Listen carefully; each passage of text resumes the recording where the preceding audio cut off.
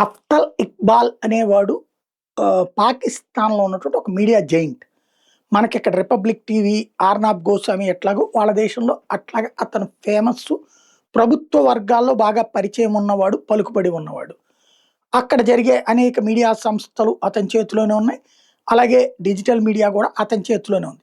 అతను తాజాగా చెప్తున్న మాటేంటంటే, భారత్, పాకిస్తాన్‌ల మధ్య పెద్ద యుద్ధమే వస్తుంది ఈ దఫా. పాకిస్తాన్ అందుకు సన్నద్ధమవుతోంది అన్నటువంటి.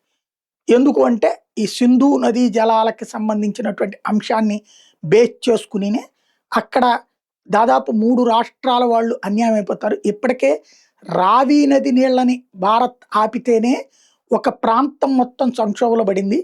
ఇక టోటల్ ఇండస్ వాటర్ అంతా ఆపారంటే గనక పాకిస్తాన్‌కి యుద్ధం తప్ప మరొకటి లేదు. అది ఇంకొక 3, 4 ఏళ్ళు పడతది కాబట్టి అసలు కట్టిన తర్వాత కూల్చడం కంటే ముందే యుద్ధం చేయడం బెటర్ అన్నటువంటిది ఒత్తిడుంది పాలకుల మీదన. అదే సందర్భంలో ఈ ఉగ్రవాద సంస్థలని ఇండియా వాళ్ళు చెప్పేది, కాశ్మీరీ సంస్థలని ప్రభుత్వం మీద ఒత్తిడి తెస్తున్నాయి. మరొక వైపున అమెరికాతో ఇప్పుడు మంచి సాన్నిహిత్యం ఉంది.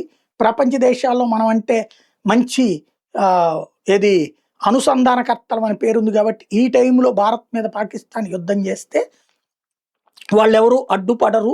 అందుకని చెప్పి యుద్ధం చేయడానికి సిద్ధమవుతుంది. అంటే ప్రభుత్వపు ఆలోచన అదన్నది అతను చెప్పుకొస్తుంది.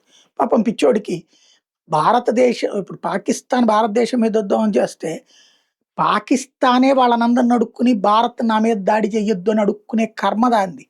ఇప్పుడు మొన్న ఆపరేషన్ సింధూర్ చేస్తే, బాబు మేమేం చెయ్యం, మమ్మల్ని ఆపేయండి, మా మీద దాడి చేయొద్దని అడుక్కున్న కర్మ పట్టిన పాకిస్తాన్. సరే పాపం అతను ఆ పాకిస్తాన్ దేశముడు కాబట్టి, పాకిస్తాన్ పట్ల భక్తి ప్రదర్శించాలి కాబట్టి అలా చెప్పడంలో తప్పులేదు. బట్ యుద్ధ వాతావరణం వస్తుందన్నటువంటి చెప్పుకొస్తున్నాడు.